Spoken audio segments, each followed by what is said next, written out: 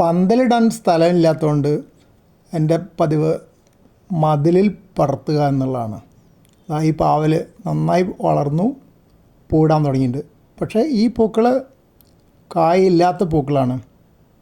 നമുക്ക് സാധാരണ പൂക്കൾ കണ്ടാൽ അറിയാം, പൂക്കളുടെ കടക്കിൽ കായയുടെ ഒരു ഭാഗം പോലെ ഉണ്ടാവും മണ്ണായിട്ട്. അങ്ങനെ കണ്ടാൽ അത് കായുള്ള പൂവാണെന്ന് മനസ്സിലാക്കാം. ഇത് കായില്ലാത്ത പൂക്കളാണ്. മതിലൊരു വാട്ടർ പൈപ്പ് ഉള്ളതുകൊണ്ട് സൗകര്യമായി. പടർന്നു വരുന്ന വള്ളികൾ കെട്ടി വെച്ച് കൊടുക്കാൻ സൗകര്യമാണ്. ഞാൻ താഴെ ചെടിച്ചട്ടിയിലാണ് നട്ടിരിക്കുന്നത്, ഒരു പേപ്പർ കപ്പിൽ കൊണ്ടുവന്നിട്ട്. എന്നിട്ട് ഒരു വടി വെച്ച് കൊടുത്തിട്ടുണ്ട് മതിലേക്ക് പടരാൻ.